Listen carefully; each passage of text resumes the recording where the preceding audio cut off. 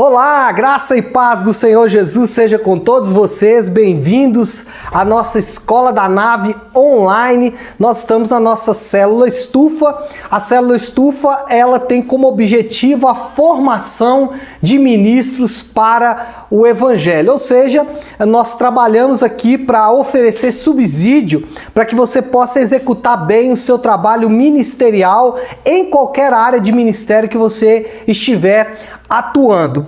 Também, obviamente, para equipar os líderes da nossa igreja, da Igreja Nave, para que eles recebam os conceitos que fazem parte da estrutura e da filosofia do ministério da Igreja Nave.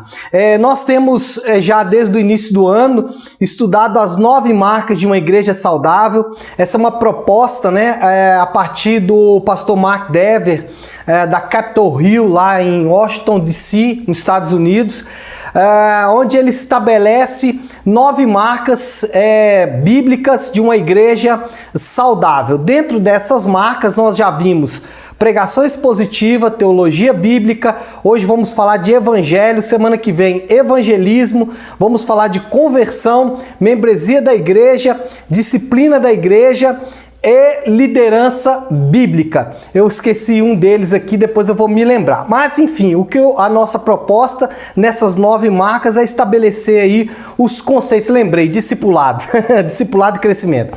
Essas 9 marcas, elas têm sido base para a construção do nosso ministério e é importantíssimo que cada líder da Igreja Nave e cada irmão que esteja conosco participando aqui pelo Instagram e também que esteja assistindo essa aula pelo YouTube possa usar essas marcas como conceito para a construção dos seus ministérios. Na semana retrasada falamos de pregação expositiva.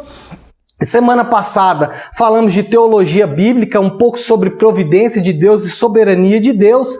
E hoje nós vamos falar sobre evangelho. O que é evangelho? Eu gostaria de começar a nossa aula de hoje com um texto bíblico que está lá em 1 Coríntios capítulo 15, a partir do verso 1. Então, se você tiver oportunidade, abra aí a sua Bíblia em 1 Coríntios capítulo 15.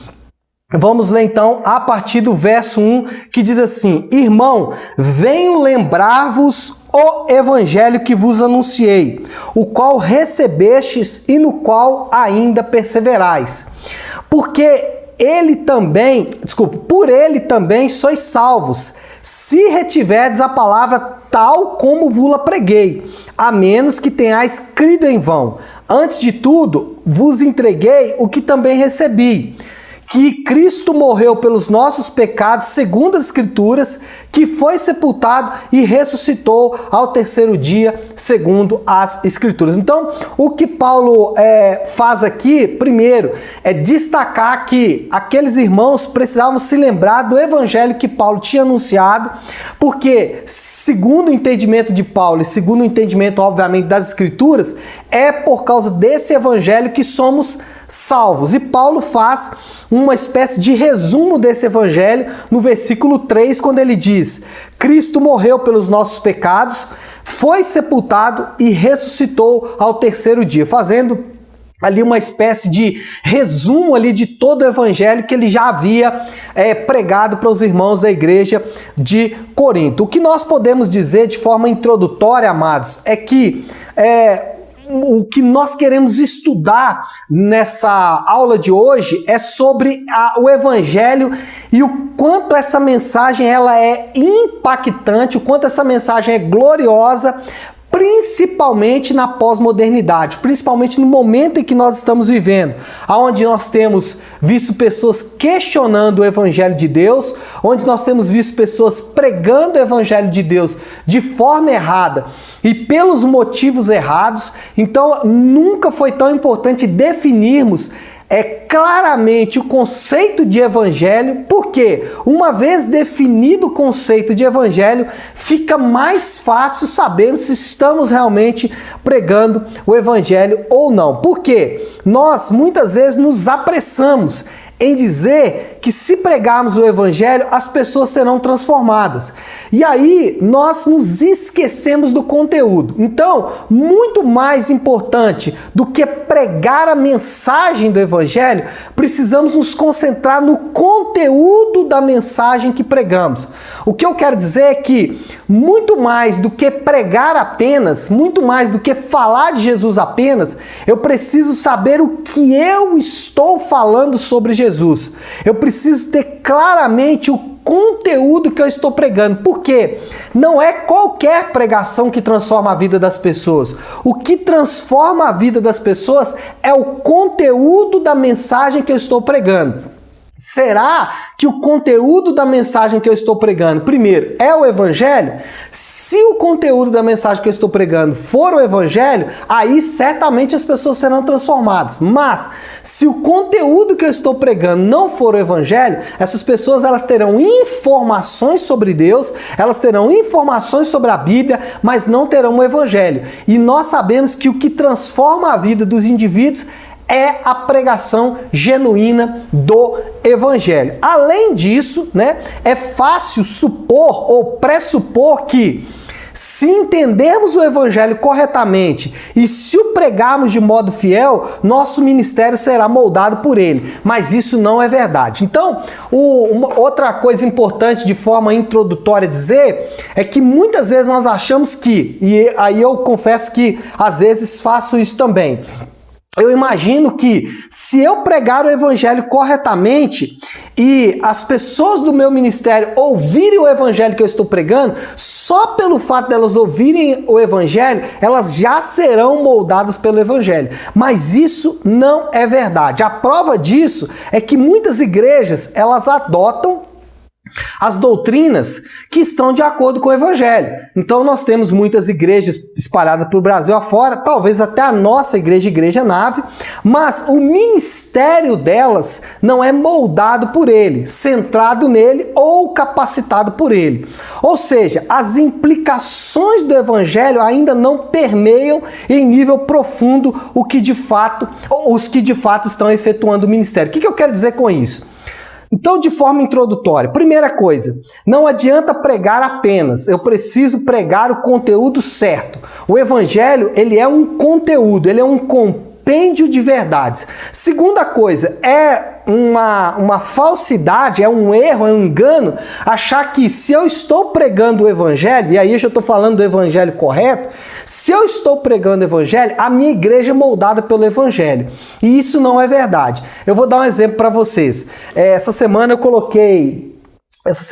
acho que foi no sábado, eu coloquei um podcast, um devocional nosso para os líderes, falando sobre o fato de que às vezes nós queremos misericórdia para nós e justiça para os outros. Então isso mostra que eu ainda não estou aplicando o evangelho. O que é misericórdia para mim e justiça para os outros? Quando eu erro, quando eu falho, quando eu não cumpro os meus compromissos, eu quero misericórdia.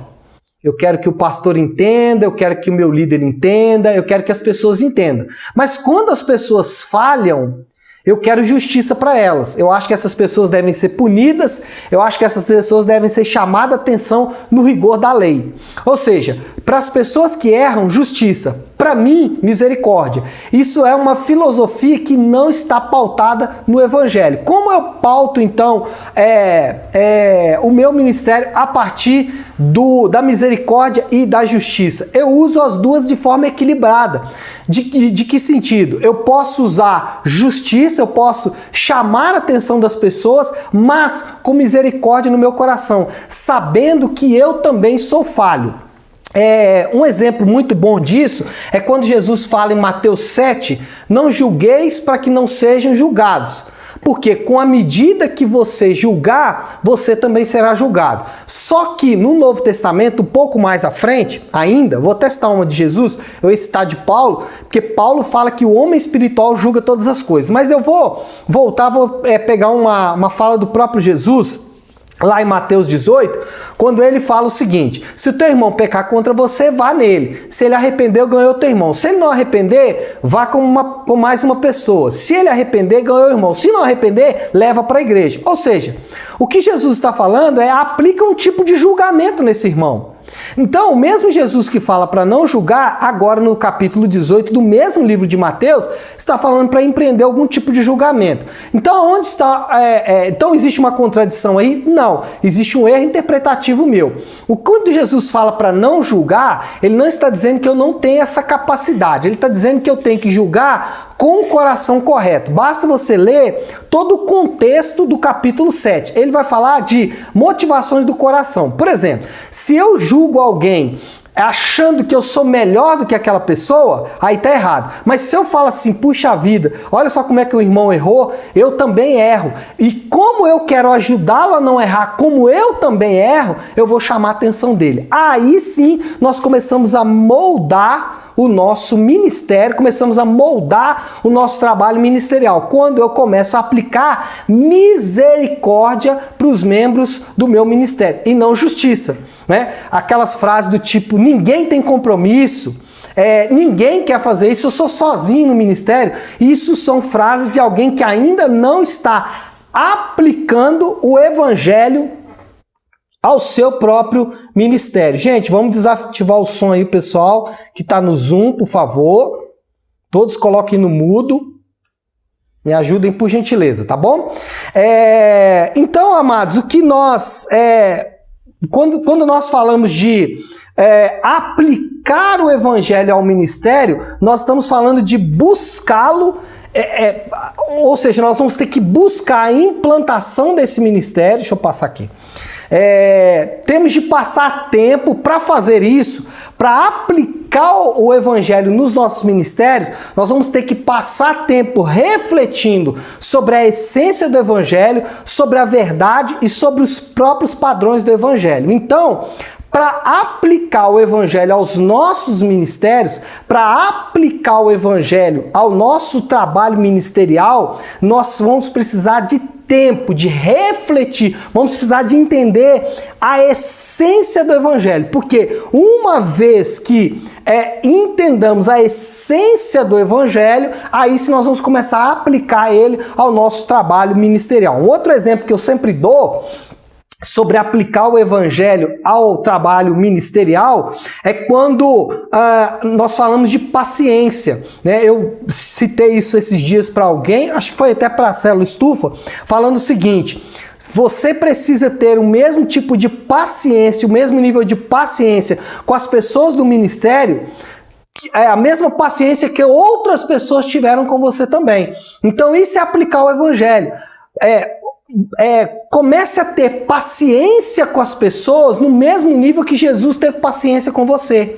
Então, se você tiver paciência com as pessoas, o mesmo tanto que Jesus teve com você, você vai começar a aplicar o evangelho ao seu ministério. Aí alguém pode dizer assim: pastor, mas Jesus é Jesus. Não, Jesus ele estabelece um padrão. Eu preciso seguir esse padrão. Eu posso falhar eventualmente, mas eu preciso seguir esse padrão também. Bom, o nosso objetivo nessa aula, nesse estudo, é fazer um compêndio, já que nós precisamos entender bem o evangelho, fazer um compêndio sobre o evangelho, ou seja, estabelecer claramente o que é evangelho, e mais, como podemos aplicar de forma saudável a sua mensagem em nossos ministérios sem comprometer a sua integridade. Então, o que nós vamos fazer aqui nessa aula de hoje? Primeiro, nós vamos estabelecer o que é evangelho. Uma vez estabelecido o que é evangelho, nós vamos aplicar o evangelho, ou vamos aprender como, né? Porque não vamos conseguir fazer isso aqui em uma aula. Nós vamos aprender como aplicar o evangelho para os nossos ministérios. Dentro disso, eu vou dividir a nossa aula hoje em 4 pontos. Primeiro, nós vamos definir o que é evangelho, né? O que queremos dizer com o evangelho. Primeiro ponto, então, é definição do que é evangelho. E vocês vão se assustar porque nem tudo que está na Bíblia é evangelho. Eu vou explicar isso daqui a pouco, não se assuste, não fique com raiva de mim. Segundo ponto, o evangelho não são os resultados do evangelho. Terceiro, o evangelho tem dois inimigos iguais e opostos. E quarto, o evangelho tem capítulos. Só para já me fazer uma defesa aí, eu estou baseando essa aula minha hoje no livro do Tim Keller, Igreja Centrada. Então, alguns irmãos compraram esse livro no ano passado e nós lemos parte dele na célula estufa do ano passado. A primeira parte, ele divide o livro em 3 partes. A primeira parte, ele trata só do Evangelho. Então, eu estou baseando essa aula de hoje nessa primeira parte, onde ele trata do Evangelho, mas também estou usando o livro do John MacArthur, que é o Evangelho segundo os Apóstolos. Estou usando também alguma coisa do Wayne Grudem, mas muito pouco, mais esses dois que eu falei, John MacArthur e também Tim Keller, ok? Então vamos começar aí. O que queremos dizer com evangelho? Vamos definir o termo evangelho. Tim Keller resume o que é evangelho da seguinte forma. Ele diz assim, abre aspas para Tim Keller: o evangelho tem que ser primeiramente entendido como boa notícia. E a notícia é menos sobre o que temos de fazer e mais sobre o que foi feito. Evangelho é, acima de tudo, um relato sobre a obra de Cristo a nosso favor, salvação conquistada para nós. O que o Tim Keller está defendendo aqui em grande medida é que o conteúdo do Evangelho, a mensagem do Evangelho, a história do Evangelho é baseado não no que eu faço.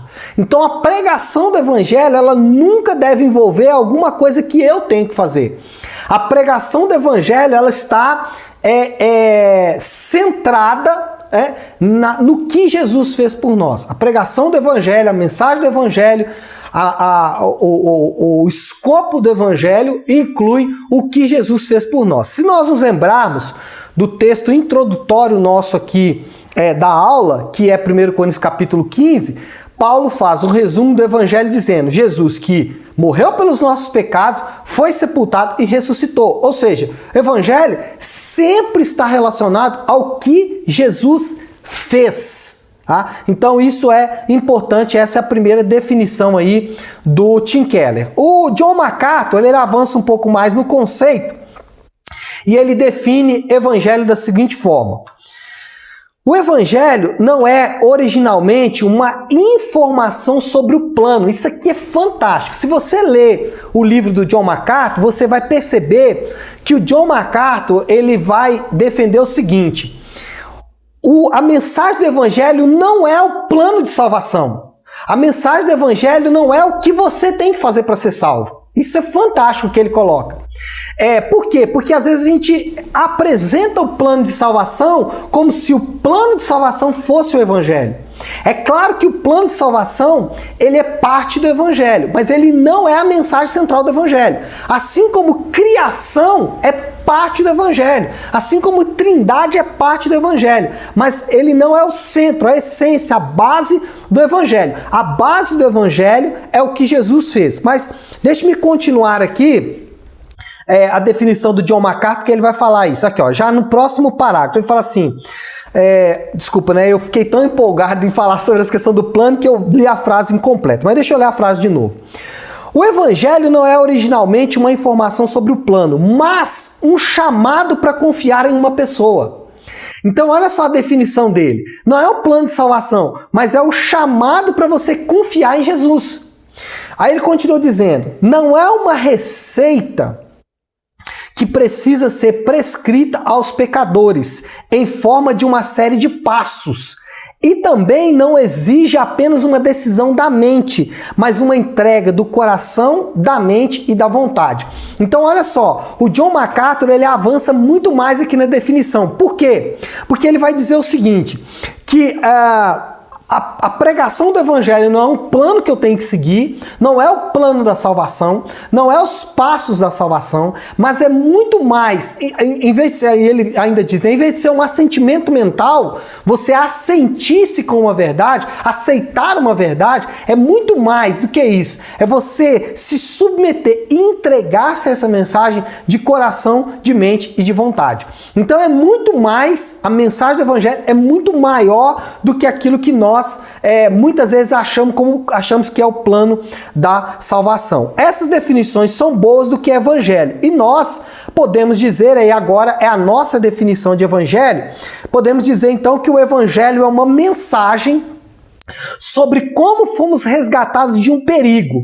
É a boa notícia de que Deus consumou nossa salvação por nós, por meio de Cristo, para nos levar a um relacionamento restaurado por Ele e, por fim, destruir todos os efeitos do pecado do mundo. Então, na nossa definição de evangelho, a gente ampliou um pouco a definição, pegando um pouquinho do que o Keller diz, um pouquinho do que o MacArthur diz.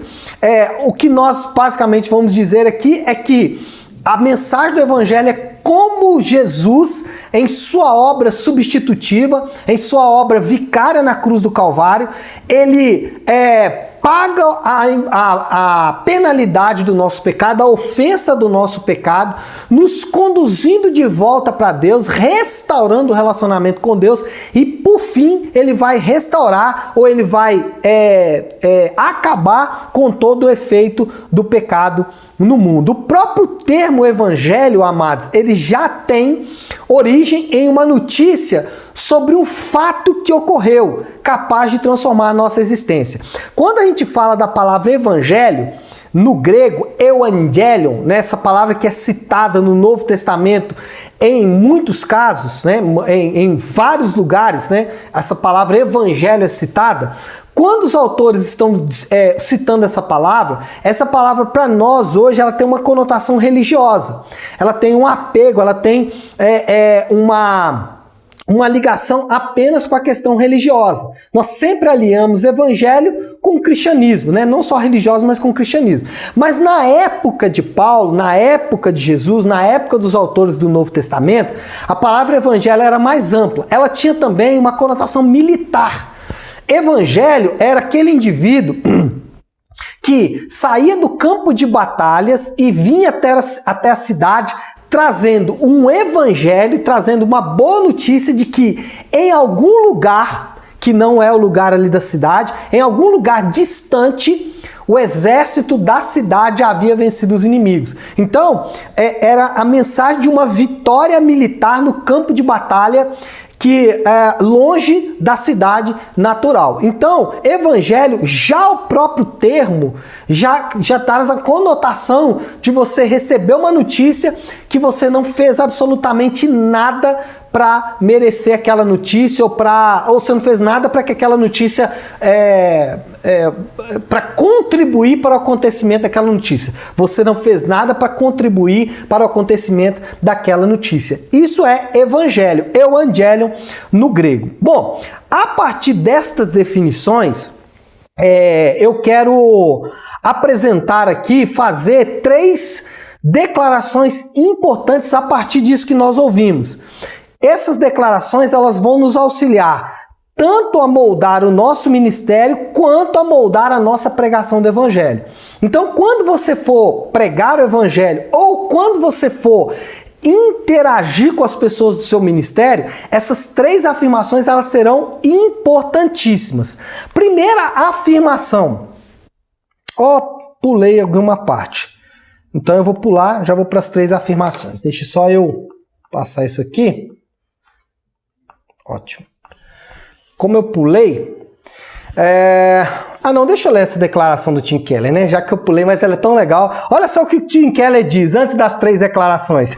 Tim Keller afirma o seguinte, isso é importantíssimo, por isso que eu quero voltar aqui um pouquinho. Ele diz assim: nem tudo o que a Bíblia ensina pode ser considerado evangelho.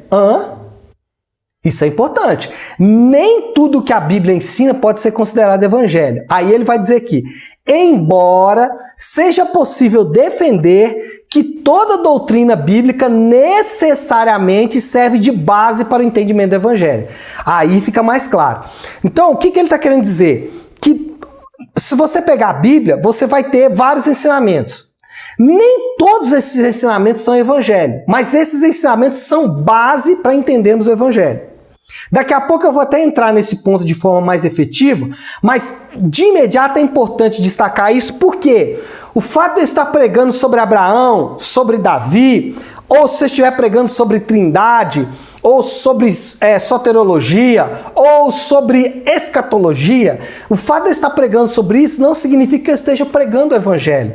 Mas pregar sobre essas coisas ajuda a entender o Evangelho. O Evangelho é construído em cima dessas bases, é construído sobre esses fundamentos. Tá? Mas nem tudo que nós pregamos ou nem tudo que está na Bíblia é Evangelho. Por exemplo, na semana retrasada eu dei uma aula aqui sobre pregação expositiva. Pregação é Evangelho? Não, mas é base para o Evangelho. Serve de apoio para que o Evangelho seja proclamado. Como proclamar o Evangelho corretamente? Aí eu preciso aprender o que é pregação para proclamar o Evangelho corretamente. Então eu não sei se ficou muito claro, mas se vocês tiverem qualquer dúvida podem me perguntar aí, tá bom? No final, claro, né? Então vamos agora para as 3 declarações importantes a partir de tudo isso que falamos. Essas declarações tanto nos ajudam a moldar o ministério, quanto nos ajudam também a conduzir a nossa pregação, o conteúdo da nossa pregação. Então, primeiro, Evangelho é uma boa notícia, não um bom conselho. Amados, isso aqui é muito importante quando nós estamos falando de moldar a nossa pregação e moldar o nosso ministério. Lembrar que o Evangelho é uma boa notícia, não é um bom conselho. O que você quer dizer com isso, pastor Léo? O que eu quero dizer é que Evangelho não é fundamentalmente um modo de vida. Então, quando eu digo para alguém assim, olha, vive uma vida de santidade, isso é Evangelho? Não, isso é modo de vida. Então, o que é Evangelho? Evangelho é a obra de Cristo na cruz. A obra de Cristo na cruz me leva a um modo de vida diferente? Sim, mas um modo de vida diferente não é Evangelho.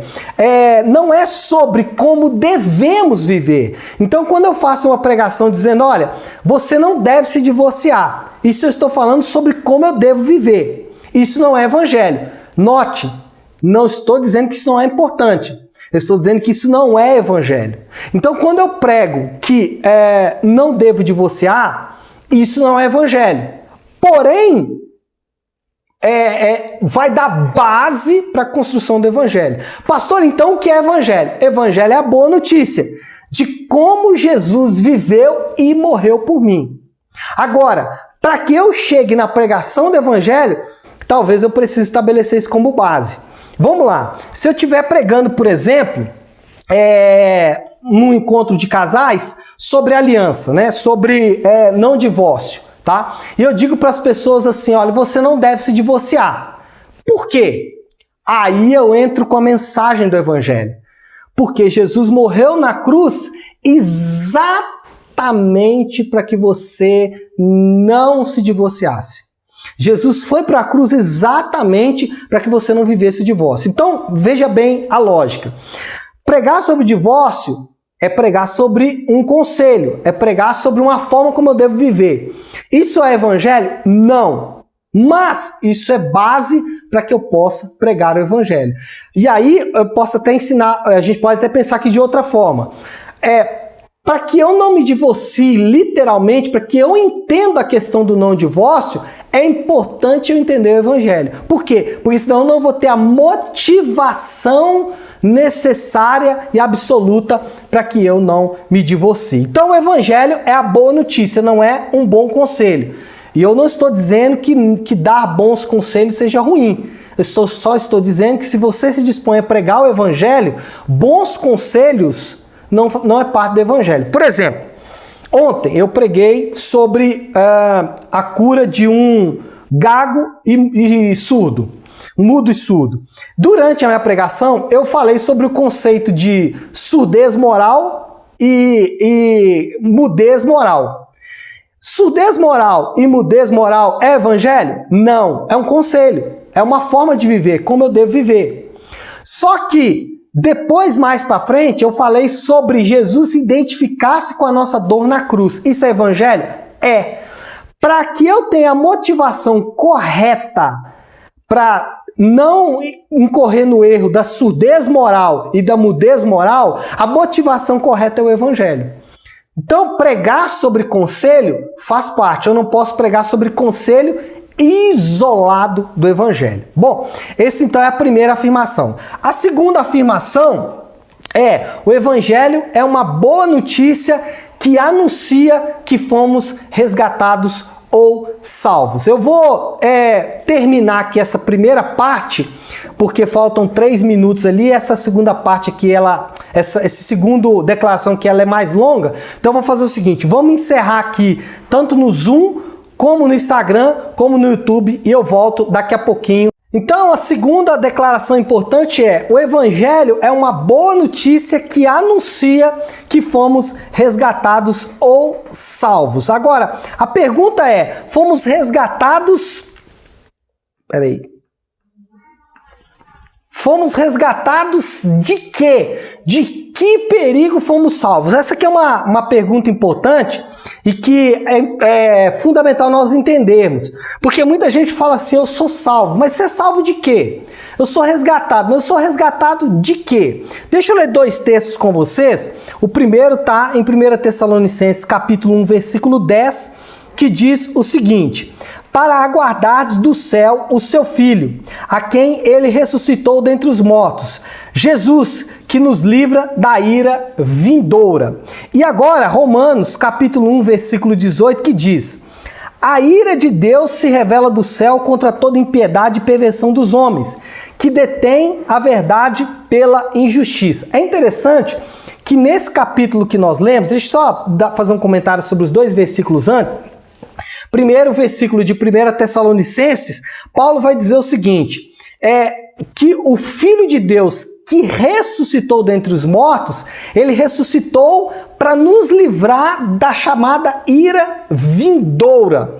Agora, o versículo 18 de Romanos 1, Paulo já vai falar de uma ira que se revela do céu, agora, que já está acontecendo. E nesse primeiro capítulo de Romanos, Paulo relata 3 vezes que Deus entregou os homens às suas próprias paixões. E esse era um sinal de que o homem estava sob a ira de Deus. É importante entender isso porque muitas vezes nós achamos que quando Deus ele pesa a mão, aí é porque Deus está irado. Não, Deus ele mostra a sua ira quando ele tira a mão, quando ele permite o homem ser quem o homem o que a natureza do homem condicionou ele a ser, o que o pecado condicionou ele a ser, toda a maldade que ele condicionou a ser. Quando a gente vai rever a história da humanidade, desde o Éden, o que nós podemos dizer do Éden até hoje, né, da queda até hoje, é que nós vivemos um mundo repleto de sofrimento, um mundo repleto de doenças, de pobreza, racismo, desastres naturais, guerras, envelhecimento e morte. Tudo isso que nós experimentamos, tudo que a terra experimenta, tudo que o homem experimenta é resultado da ira, e note o que eu vou dizer aqui, anote isso bem. Tudo isso é resultado da ira e da maldição de Deus sobre o homem. Quando o homem cai, no capítulo 3 de Gênesis, quem amaldiçoa o homem e quem amaldiçoa a terra é o próprio Deus. Não é o diabo que amaldiçoa, não é Satanás que amaldiçoa, é o próprio Deus que faz isso. Por quê? Porque o homem está debaixo da ira justa de Deus. Deus não amaldiçoa porque ele é mau, ele amaldiçoa porque ele é justo. E como ele age com justiça, ele amaldiçoa tanto a terra como o homem. Então, quando a gente fala que fomos resgatados e que fomos salvos, nós somos salvos de quem? Nós somos resgatados de quem? Em última análise, o que nós podemos dizer, a partir dessa análise de toda a história do mundo, quando nós olhamos a história do mundo, como eu disse, repleta de sofrimento, dor, miséria e etc, etc, etc, quando nós olhamos tudo isso, a análise que nós fazemos é que todos esses problemas humanos, eles são sintomas. Sintomas de um problema muito maior. Sintomas da separação e do rompimento do relacionamento com Deus e, consequentemente, consequência da ira santa de Deus. O que nós queremos dizer aqui, amados irmãos? Que a causa de todas as moléstias do mundo é o fato de que nós estamos, nós, quando eu digo aqueles que ainda não estão debaixo da graça de Deus, mas o que eu quero dizer é que a causa dessas moléstias, a causa de todas as pragas, de todas as maldições que o homem enfrenta, a causa de tudo isso é o rompimento do relacionamento com Deus, a separação de Deus, chamada morte espiritual, e, consequentemente, a ira justa de Deus. Então, quando o homem peca, justamente nós entramos tanto no rompimento como na separação de Deus e também estamos debaixo da ira de Deus. Assim, o objetivo central de qualquer resgate da nossa vida é a restauração do nosso relacionamento com Deus, aplacando sua ira e nos salvando. Então, veja bem, quando nós falamos de evangelho, e aí a segunda declaração que nós fizemos aqui é que o evangelho anuncia que fomos resgatados ou salvos, o que nós estamos querendo dizer? Que no escopo da nossa pregação do evangelho deve estar envolvido o fato de que os homens são justamente alvos da ira santa de Deus. Se nós não apresentarmos para o homem o que ele deve ser salvo e de quem que ele deve ser salvo e de quem que ele deve ser resgatado, o resgate e a salvação não fará o menor sentido. Então não adianta eu falar para as pessoas assim, você precisa ser salvo. Mas salvo de quê? Você precisa ser resgatado. Mas resgatado de quê? As pessoas podem imaginar que elas vão ser resgatadas do diabo. Isso não é verdade. O diabo não é dono de ninguém. As pessoas podem pensar que elas serão resgatadas até do pecado. Mas isso também não é verdade. Porque o pecado, ele tem poder para nos prender até que Deus se manifeste. Então, nós vamos ser resgatados de quê?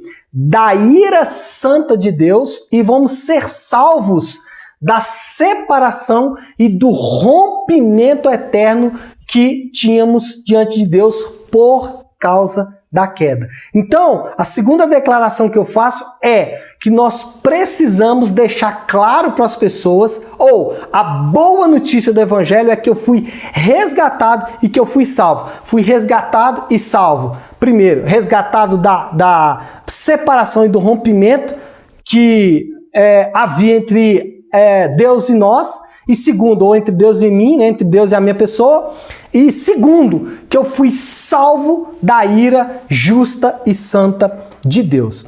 A terceira afirmação, a partir disso, primeiro, então, o evangelho é uma boa notícia, não é um bom conselho, o evangelho é uma boa notícia que anuncia que fomos resgatados ou salvos, e terceiro, o evangelho é a boa notícia sobre o que Jesus fez para restaurar o nosso relacionamento com Deus. Então, nesse terceiro ponto, nós vamos abordar basicamente o que foi feito por Jesus. Ou seja, a pregação do evangelho, ela apresenta que nós mudamos de posição. Ou seja, tornar-se cristão também está relacionado a uma mudança de condição, de posição. Olha aqui os dois textos que eu quero ler com vocês.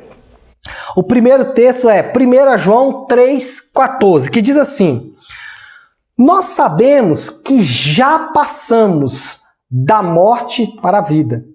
Olha só, nós já sabemos que já passamos da morte para a vida.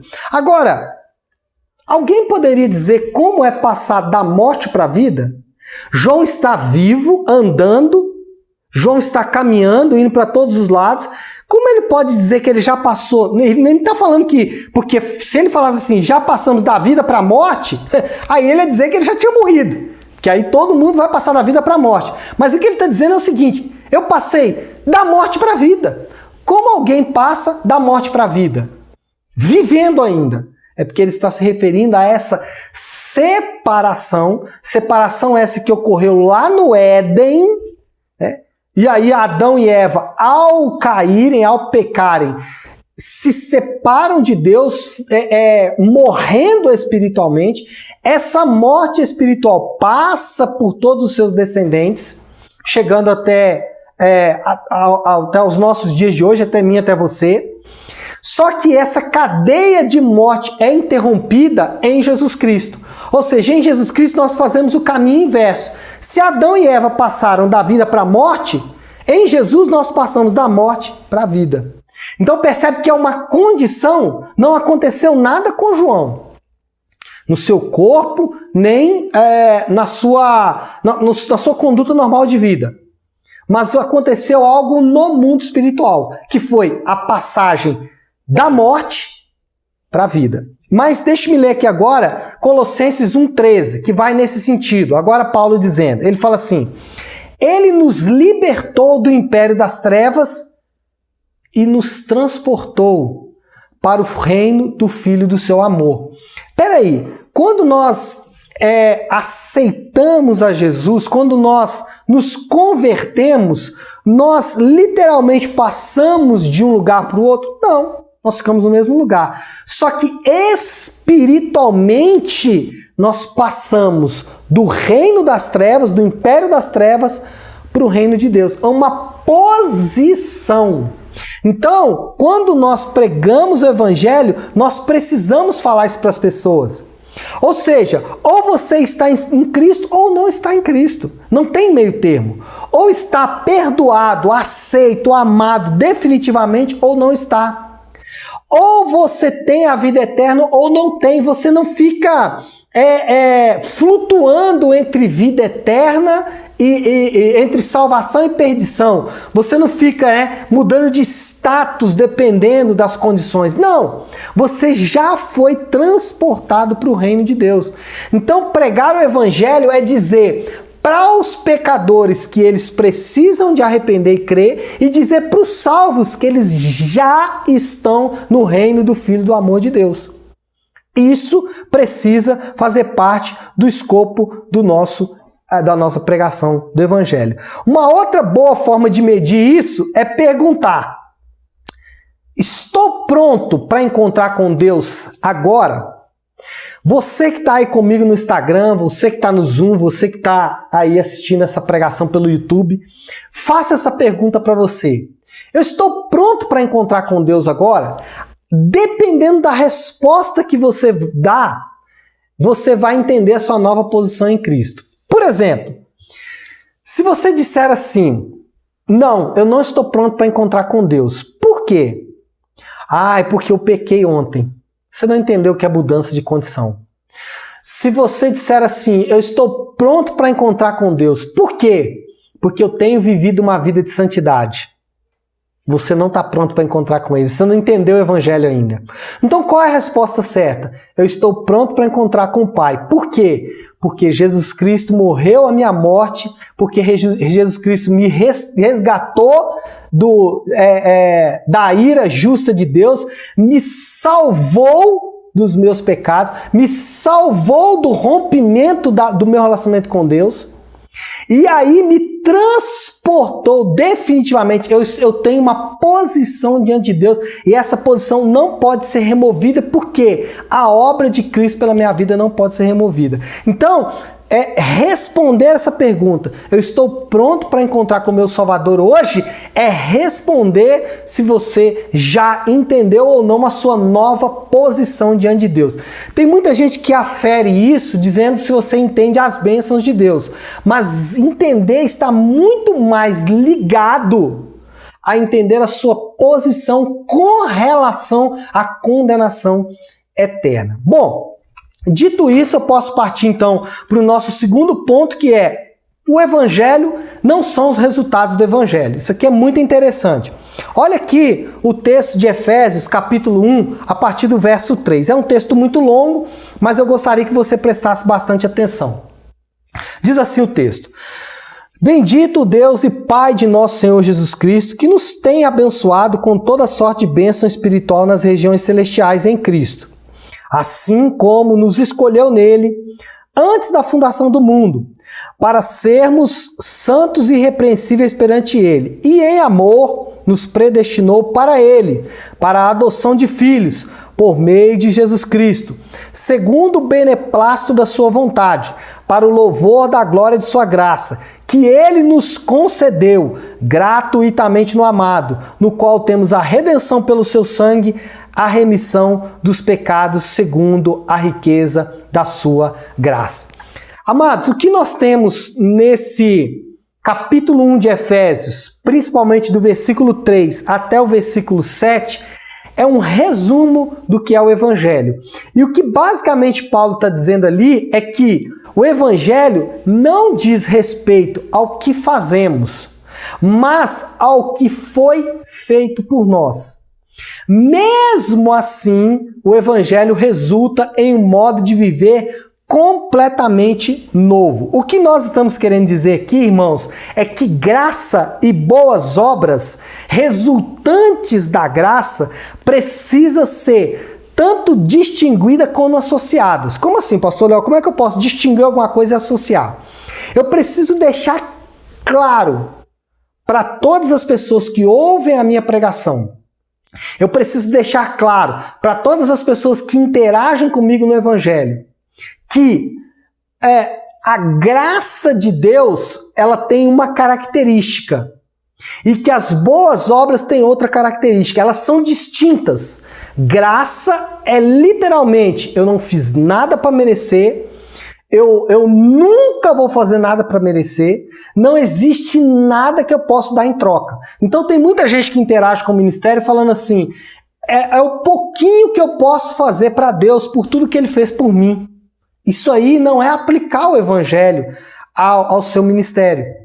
Por quê? Porque você está tentando retribuir a graça. Então vamos lá. Eu penso o Evangelho eu penso meu ministério a partir da graça. E o que é a graça? Eu não fiz nada e eu não posso fazer nada para merecer. Por outro lado, tem as boas obras, porque o Evangelho ele resulta em boas obras. Porque aquele que entende a graça, ele fala assim, peraí, o Senhor Jesus, ele fez algo tão grandioso, tão maravilhoso por mim, que a minha resposta a isso é, no mínimo, parecida com o que ele fez. Mas eu não consigo fazer. Aí entra a graça. Percebe como que você vai fazer um círculo? Um vai levar o outro, e o outro leva de novo a um. Produzindo uma distinção, mas também uma associação. Não há como tirar um do outro, eles estão intrinsecamente ligados. Graça e boas obras estão sempre intimamente ligados. Uma das máximas de Lutero era que somos salvos pela fé, mas não uma fé que permanece só. O que ele queria dizer com isso? Que eu sou salvo só pela fé, mas que a minha fé precisa ser acompanhada por boas obras. Mas as boas obras elas devem ser feitas pela fé.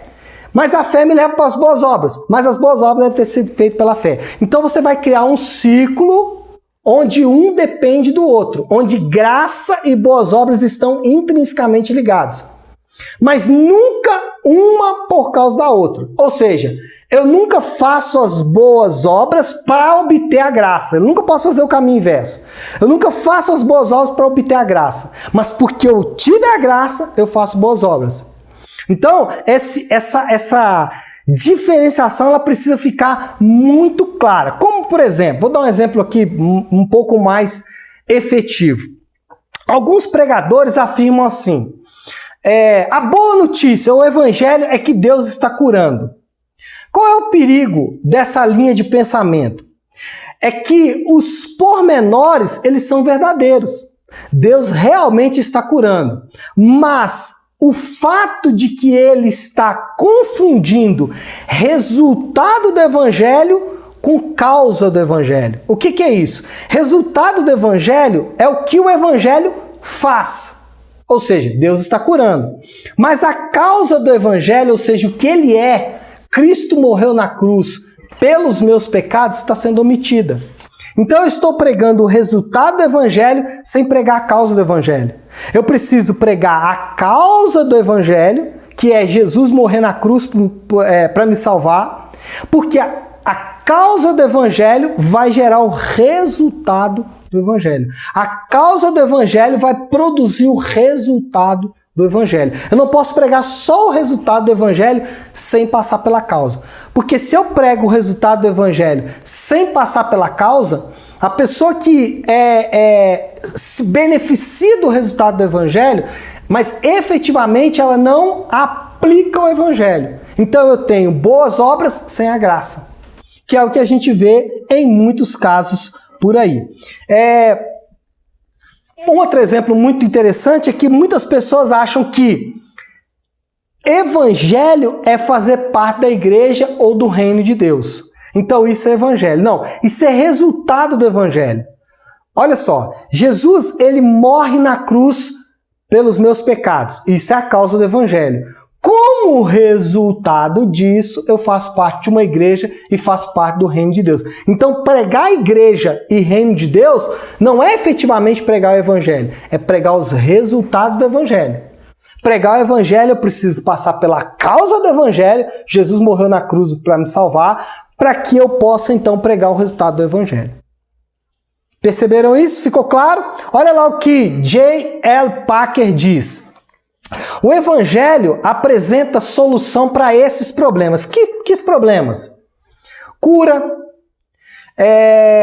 problema do casamento, problema financeiro, qualquer problema. O evangelho apresenta solução para esses problemas, mas o faz primeiro resolvendo o problema mais profundo, o mais profundo de todos os problemas do homem, o problema do relacionamento com Deus. Então, o que o J.L. Packer está defendendo aqui é o seguinte: o evangelho resolve o principal problema do homem, que é a sua separação de Deus, que é o pecado, que é a morte eterna.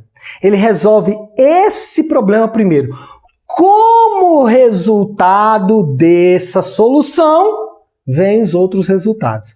Qual é o problema muitas vezes? É que eu estou pregando os resultados do evangelho sem pregar a causa do evangelho.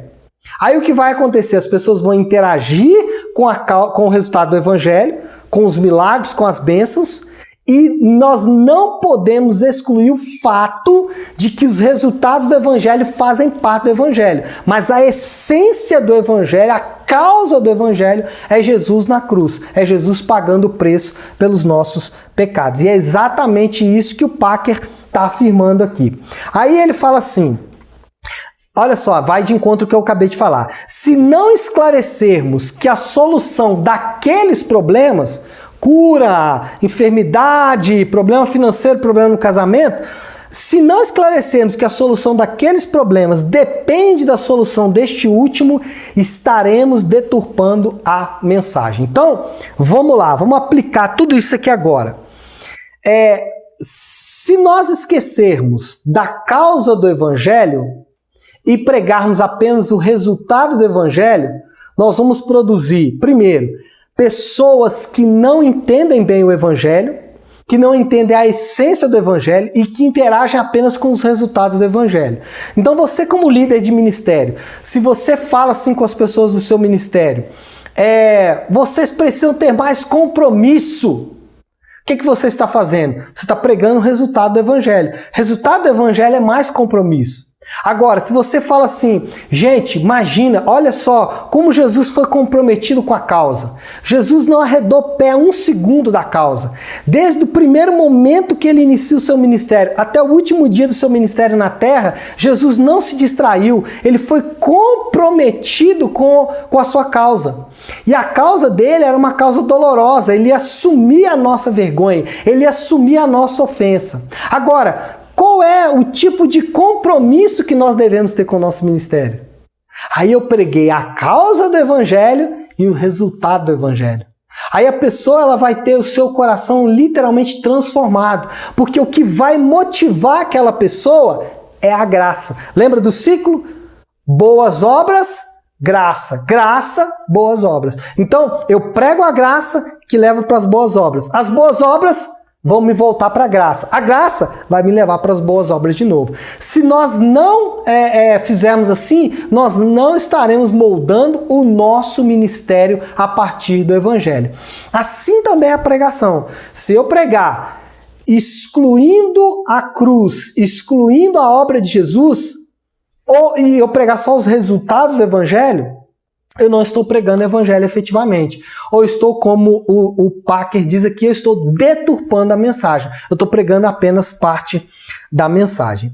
Portanto, as boas obras e os demais resultados, apesar de incorporar as verdades do evangelho e de não ser possível separá-los da pregação, não devem ser confundidos com ele. Igual eu falei, os resultados do evangelho e as boas obras, elas estão intrinsecamente ligadas com o evangelho. Não há como separar. Se eu tiro um do outro, eu comprometo um e outro. Se eu tiro as boas obras, eu comprometo a graça. Se eu tiro a graça, eu comprometo as boas obras. Elas estão intrinsecamente ligadas, não há como separar um dos outros. Então, evangelho, antes de qualquer coisa, é um relato sobre a obra de Cristo a nosso favor.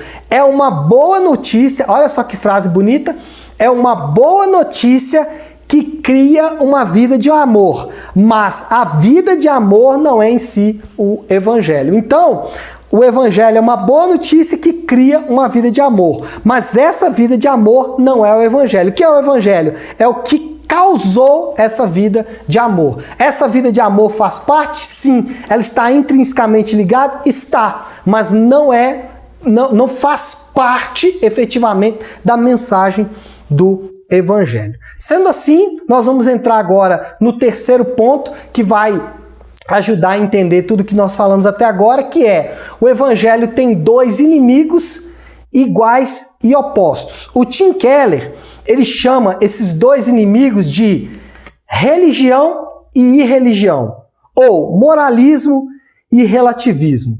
O que o Tim Keller vai defender é que esses dois erros constantemente estão buscando perverter a mensagem do evangelho. E mais, estão buscando nos privar do poder do evangelho. O que nós queremos dizer com legalismo e o que nós estamos querendo dizer com relativismo? O legalismo ou a religião afirma que para sermos salvos precisamos ter uma vida santa e moralmente boa. Então, alguém legalista, ele vai dizer o seguinte: para que você seja salvo, você tem que ter uma conduta de vida ilibada. Para que você seja salvo, você precisa tomar ceia, você precisa passar pelo batismo. Para você ser salvo, você tem que obedecer à igreja. Para você ser salvo, você tem que ser membro de uma igreja. Para você ser salvo, você tem que trabalhar no ministério. Para você ser salvo, você tem que obedecer tudo que o pastor fala. Isso é religião. Agora, o oposto, o relativismo, ele vai pregar que já somos salvos, como já somos salvos, não precisamos ter uma vida santa e moralmente boa. O outro inimigo é o oposto desse, ele vai dizer o seguinte: como você já está salvo, não precisa tomar ceia, toma o dia que der. Ou toma ceia de qualquer maneira. Qualquer um pode tomar ceia, qualquer um pode batizar, até porque esses religiosos é que impedem as pessoas de batizar. O relativista, ele vai dizer o seguinte: não, já que você está salvo, não precisa de igreja, não tem que ser membro de igreja, não tem que trabalhar no ministério, você não precisa fazer nada, porque você já está salvo. Irmãos, é aqui que nós encontramos a ponta de lança do evangelho. O evangelho é uma distinção clara e bem definida entre legalismo, que diz que você tem que fazer todas essas coisas para ser salvo, e o relativismo, que diz que como você já está salvo, você não precisa fazer nada disso. Amados, se a nossa pregação ela deixa transparecer, se a condução do nosso ministério deixa transparecer, ainda que de forma leve, que é preciso viver corretamente para ser salvo, ou ainda que Deus ama e aceita a todos assim como são, nós vamos descobrir que tanto a nossa pregação como a nossa liderança não está correta. Deixa eu só fechar isso aqui. Então, se nós deixarmos transparecer em qualquer ponto, minimamente, qualquer um desses dois pontos, ou o relativismo ou o legalismo, nós não estamos conduzindo o nosso ministério corretamente. E isso a gente vê com muita frequência. E nós precisamos, eu vou me incluir, nós, então você que é líder da Igreja Nave, que está no Instagram, que está no Zoom, você que está assistindo essa aula pelo YouTube, se nós, em qualquer momento da condução do nosso ministério, e em nós eu estou incluído, usarmos tanto o legalismo como o relativismo, nós estamos comprometendo a pregação do Evangelho. Então, como que eu devo fazer, pastor Léo? Bom, se o Evangelho é a boa notícia de que Deus consumou nossa salvação por nós, por meio de Jesus Cristo, para nos levar a um novo relacionamento com Ele e, por fim, destruir todos os efeitos do pecado, se eu acredito que na cruz do Calvário Deus me resgatou da morte, que Deus me salvou da ira justa dele mesmo. Se eu entendo que Jesus, ao morrer na cruz do Calvário, ele paga toda a minha penalidade, assim eu entendo que o legalista não é salvo por cumprir a lei de Deus, mas porque é salvo pode cumprir efetivamente a lei de Deus. O que eu estou querendo dizer aqui? O evangelho para o legalista vai dizer para ele o seguinte: não, você não é salvo por cumprir a lei, mas porque você foi salvo, cumpre a lei. Então o evangelho vai dizer para mim e para você, e você deve dizer para os seus liderados, que porque ele foi salvo, agora ele pode ser membro de uma igreja, agora ele pode batizar, agora ele pode cear, agora ele pode submeter-se à liderança. Por quê? Porque ele foi efetivamente salvo, e não para ser salvo. Por outro lado, o relativista entende que Cristo morreu exatamente por causa do pecado que ele insiste em cometer. Ou seja, eu apresento tanto para o legalista como para o relativista a solução que ele está buscando. No caso do legalista, eu digo para ele o seguinte: você não é salvo pela lei que você cumpre, mas porque você é salvo, você pode cumprir a lei que você tanto ama. Por outro lado, para o relativista eu digo, não é porque você é salvo que você pode viver de qualquer maneira, mas porque você foi salvo, agora você pode entender que todo esse pecado é uma ofensa para Deus. E aí você pode ser completamente livre, você pode se ver completamente livre desse pecado que tanto ofende a Deus. Eu respondo tanto ao legalista quanto ao relativista. Eu respondo tanto para o religioso quanto para o irreligioso. Se para o religioso a resposta é: você não é salvo pela lei, mas porque você é salvo, você pode cumprir a lei. Para o relativista eu digo: você foi salvo pela graça, agora você deve cumprir a lei, não para ser salvo, mas porque você foi salvo. Então, o evangelho oferece resposta tanto para um quanto para outro. Por fim, eu vou dizer... Faltam 5 minutos ali para o nosso Zoom, mas eu vou entrar aqui no quarto ponto para poder já ir caminhando para o fim. O Evangelho ele tem capítulos. Para entender tudo isso, eu vou dizer o seguinte: quando falamos de capítulo, nós vamos tentar responder quem é Deus, por que precisamos de salvação, o que Deus fez para nos salvar. Ou seja, eu preciso conhecer os ensinos básicos de toda a Bíblia, como Trindade, encarnação de Cristo, pecado original, soteriologia, dentre outros. Por quê? Para conhecer ou para pregar o Evangelho, ou para entender o Evangelho, eu vou precisar entender todos esses conceitos da Bíblia, nem que seja de forma superficial. Ou seja, em outras palavras, não devemos simplesmente pregar a Bíblia de forma geral. Devemos pregar o Evangelho. Entretanto, se os ouvintes da mensagem não entendem a Bíblia de forma geral, não entenderão o Evangelho. O que eu quero dizer com isso? Como eu posso dizer para as pessoas que Cristo morreu no lugar delas, se elas não entendem o tamanho do pecado? como eu posso dizer para elas que Cristo morreu no lugar delas, sendo Deus, se elas não sabem qual Deus eu estou me referindo? Então, para que eu pregue o evangelho, não é que eu vou tentar fazer isso toda vez para as pessoas, mas o que eu estou querendo dizer, em grande medida, é que não há como desassociar a pregação do evangelho de todos os outros ensinamentos da Bíblia. Agora, quando eu prego o evangelho, eu posso dividi-lo em capítulos, ou seja, o conhecimento bíblico é indispensável ao evangelho e é, ao mesmo tempo, diferente do evangelho. Mas é muito comum que o ensinamento todo da Bíblia ocupe o lugar do evangelho quando esse não está presente. O que eu quero dizer aqui? Que é muito fácil pregar sobre todos esses assuntos e esquecer do evangelho. Então eu tenho que pregar todos esses assuntos a partir do evangelho, tendo o evangelho como ponto de partida. Vou dar um exemplo aqui. Quando pregamos o evangelho, nós vamos falar para as pessoas, né, ou quando moldamos o nosso ministério a partir do evangelho, nós vamos falar para as pessoas que o evangelho é uma boa notícia. E a boa notícia não é algo que eu faço, mas é algo que foi feito por mim. Simples, não é? Simples. O que é o evangelho?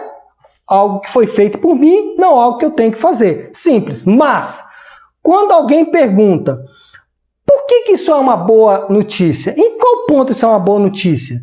Aonde essa boa notícia se encaixa? Aí a riqueza e a complexidade do evangelho vão aparecer. A resposta para essa pergunta, por que ela é uma boa notícia, pode ser esboçada da seguinte maneira: quem é Deus, o que é o pecado, quem é Cristo e o que ele fez e o que é fé. Outra forma de responder essa pergunta é dividindo a resposta em criação, ou seja, quem é Deus, queda, né, o que é o pecado, redenção, quem é Cristo e o que ele fez, e consumação ou restauração, o que é a fé. Porque restauração e consumação estão intrinsecamente ligados. Antes até de entrarmos aí nesses 4 pontos, é importante só destacar que, de acordo com a Bíblia, os capítulos criação, queda e restauração não são estritamente falando do evangelho. Então, criação, queda e restauração são tanto os prólogos como os epílogos do evangelho. Tanto a introdução como a conclusão do evangelho. O evangelho, ele está contido no capítulo redenção. Por isso que eu falei que muitas vezes nós pregamos muita coisa da Bíblia sem pregar o evangelho. Então eu posso pregar a criação e não pregar o evangelho. Eu posso pregar queda e não pregar o evangelho. E eu não estou dizendo que toda vez que você for pregar, você tem que pregar sobre o evangelho. É aconselhável que assim seja. Mas às vezes, dependendo do seu público, como eu disse aqui na semana passada, eu preguei sobre teologia bíblica. Teologia bíblica é o quê? É falar um pouco sobre quem é Deus. Quem é Deus faz parte do evangelho? Faz, mas não é o evangelho estritamente falando. Quem é Deus ou teologia bíblica está ligado à criação. Porque quando eu falo quem é Deus, eu estou falando do Deus que criou todas as coisas. Então, para que eu entenda o evangelho, eu preciso entender quem é Deus. Mas quem é Deus efetivamente não é o evangelho. Eu espero que isso esteja ficando claro para você. Eu vou explicar aqui quando a gente for falar dos capítulos. Então eu vou encerrar essa nossa segunda parte. Eu preciso aí de mais uns 10, 15 minutos de vocês no máximo, mas vou encerrar então aí no YouTube, pode encerrar. Ok, então vamos esboçar o evangelho em capítulos. Vou passar bem rápido aí por essa parte. Então o primeiro capítulo do evangelho é criação, ou seja, de onde viemos. E a resposta é: viemos de Deus, ou seja, tudo que foi criado, tudo que existe foi criado por Deus. O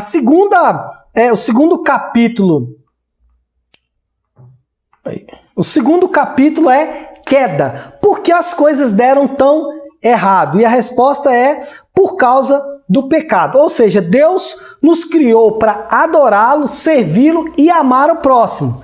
Se vivêssemos dessa forma, certamente seríamos completamente felizes e usufruiríamos de toda a criação de Deus sem qualquer problema. Mas, como o nosso relacionamento foi desfeito por causa do pecado, todos os outros nossos relacionamentos também sofreram rupturas. Ou seja, quando o nosso relacionamento com Deus é quebrado, o nosso relacionamento com o próximo é quebrado, o nosso relacionamento com nós mesmos é quebrado e o nosso relacionamento com a natureza também é quebrado. O resultado de tudo isso é decadência e ruína, tanto espiritual como psicológica, social e também física. Além disso, nós podemos dizer que o pecado, ele colhe duas consequências terríveis.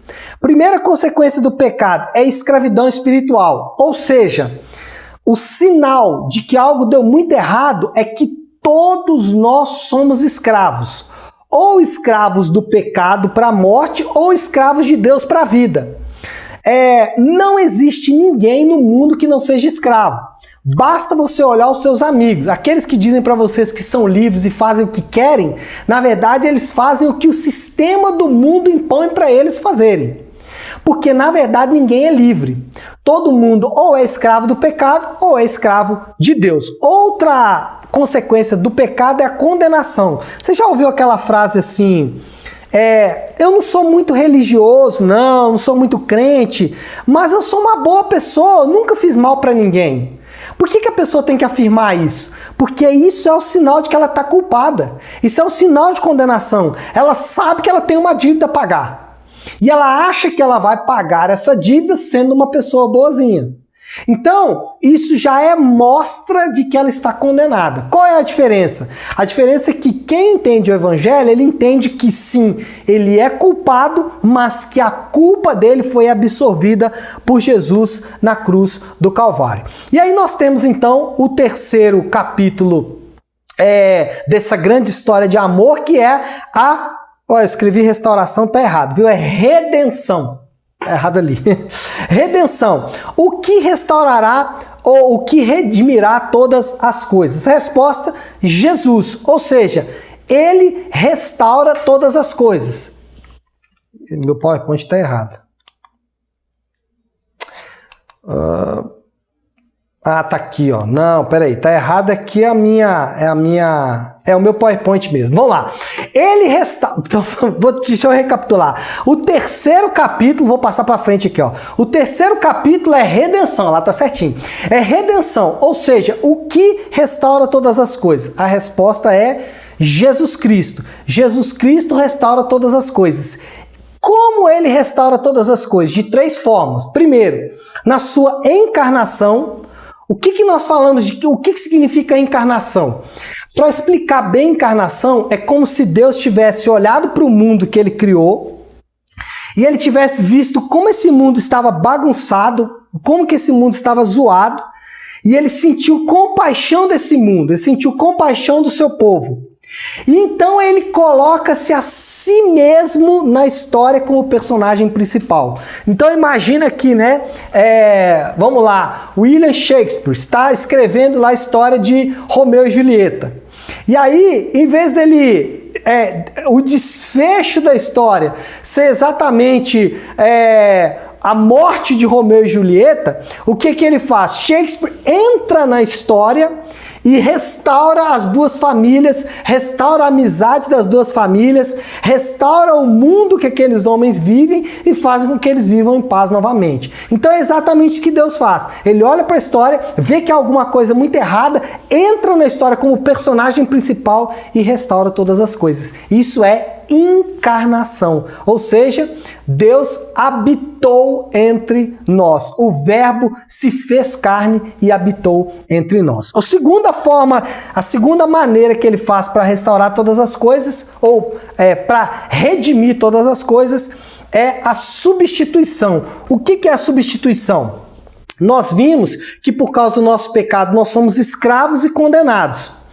Então, o Deus justo, ele não pode simplesmente deixar os pecados de lado. Se Deus chegasse, como algumas pessoas defendem, e fala assim, não, Deus é poderoso, ele pode simplesmente esquecer os pecados. Sim, ele continuaria sendo poderoso, ele tem poder para esquecer os pecados. Ele seria amoroso, porque ele amaria os homens a ponto de esquecer os pecados. Mas ele não seria justo. Por quê? Porque justiça é, se você cometer um crime, você paga pelo pecado. E o que é substituição? Deus entende que eu não tenho condições de pagar esse pecado e Ele assume o meu lugar, Ele paga o meu pecado. Isso é substituição.